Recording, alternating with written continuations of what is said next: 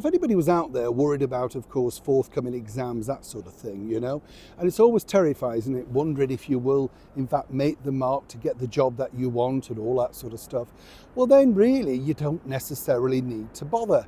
Because when you get into high office, you should, of course, really be transparent, tell the truth. But as we've seen time and time again, particularly with this latest government, headed by the Right Honourable Sir Keir Starmer, well, it doesn't matter if you lie. I mean, just look at Tulip Sadiq. That's right. You know, the terrible situation regarding that. We told you the woman recently who threatened a journalist with a bat, seemingly because he caught her out asking the right questions. She's got promoted. But this one really has to take the biscuit, as she likes to call herself the first female Chancellor of the Exchequer, Rachel Reeves. Now, Rachel, you see, is not exactly bright, and that's very, very clear. You see, on the day that she was talking up about growth and the way that Britain was going to lead the way, she had a breakfast meeting alongside Keir Starmer with the banking company Lloyds Bank. Guess what? The day after, they announced they were closing 136 banks. That's the sort of power, some might say, and charisma of Rachel. But it got worse. You see, there are so many stories regarding Rachel's true background. And had she lied on her CV because she claimed that she worked for the Bank of England for, well, a decade. Now, strangely, this particular company, Good Morning Britain, headed by Richard Madeley, decided to call her out. And you have to thank him for this because, quite frankly, Rachel was put on the spot. She didn't know the question was coming, and you could literally see the very thick Estee Lauder makeup literally streaming down her face and her losing colour. Take a look.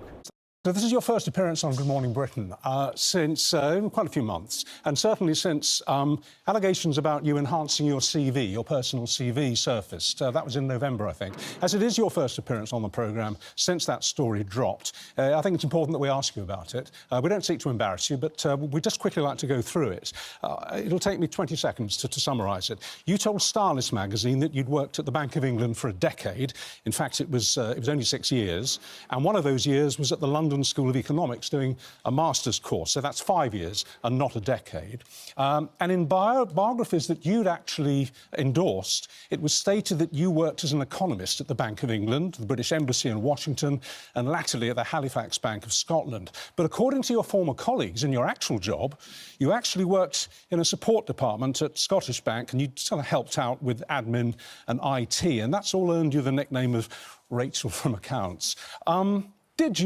Did you enhance your CV to make yourself look better qualified to be the Chancellor of the Exchequer if you won the election?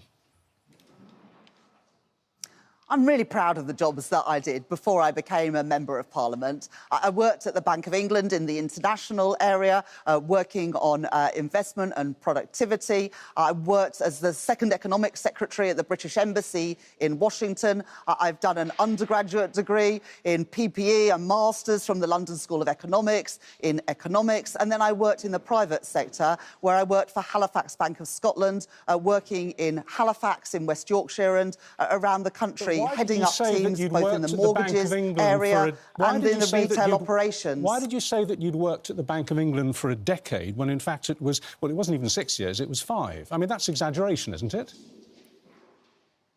Well, I worked at the Bank of England for 6 years, between 2000 and 2006. I was employed by the Bank of England, including I spent just over a year at the British Embassy working in the economics section there, supporting the government and the bank. Why did you say it was a decade? Well, I think you're taking... it's one interview. I worked at the Bank of England for 6 years. I worked for then at Halifax Bank of Scotland, I think, for 3 years after that. I became an MP when I was 31. But I think in the end, people want to judge me on the job that I'm doing today as Chancellor of the Exchequer. I'm qualified to do this job. But in the end, people are going to judge me. Am I growing the economy? Am I improving their living standards? And I'm determined to do just that. You see, Rachel didn't bother answering the question. She just basically said, well, it doesn't really matter if I lie. You can judge me on whether I can do the job or not. Well, clearly she can't, because again, on that very same day, an international supermarket, Tesco's, announced that they're clearing out 400 plus staff and many more. In fact, Rachel's taken us to an abyss, but it doesn't matter because, you know, you can judge her once she's wrecked it. Now remember, this is a woman, let's not forget, that decided you couldn't have the winter fuel allowance and they were scrapping an education policy, but they were giving more money over to yet another charity in another part of the world. Millions, in fact, but you know, that's all right because she's an economist. She knows what she's doing with the money. So really, if you're looking and thinking, can I get a job? Will it matter if I get the right qualifications or indeed passing university? Well, fear not. Rachel's clearly lied, so why don't you? I mean, she's done all right out of it. Right, Rachel? Neil Sean, Parliament, London.